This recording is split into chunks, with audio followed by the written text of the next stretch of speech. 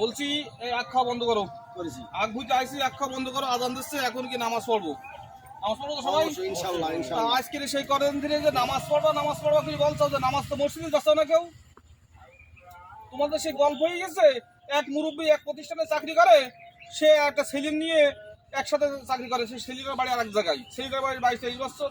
তা বলছে তুই আর আমি এক প্রতিষ্ঠানে চাকরি করি, অথচ আমি নামাজের সময় নামাজ পড়ে যাই, তুই দোকানদারি করিস কেন?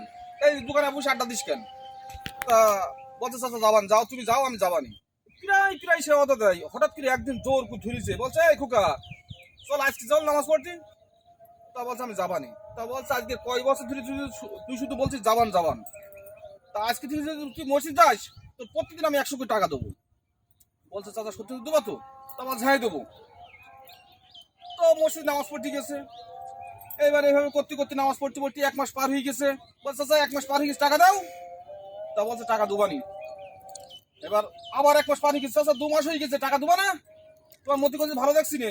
তা বলছে মনে মনে বললাম তো মন হয়তো পরিবর্তন হয়ে যাবে। তা তোর তো মন তো পরিবর্তন হয়নি, তারপর হবে নি।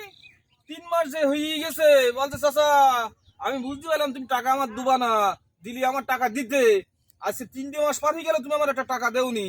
তা তুমি তো নামাজ পড়তে আমার নিজাস চাও যাই আমি, কিন্তু তুমি টাকা দুবা না আমি জানতাম, এই জন্য আমি কোনো উজুও করিনি। এটা ভুল।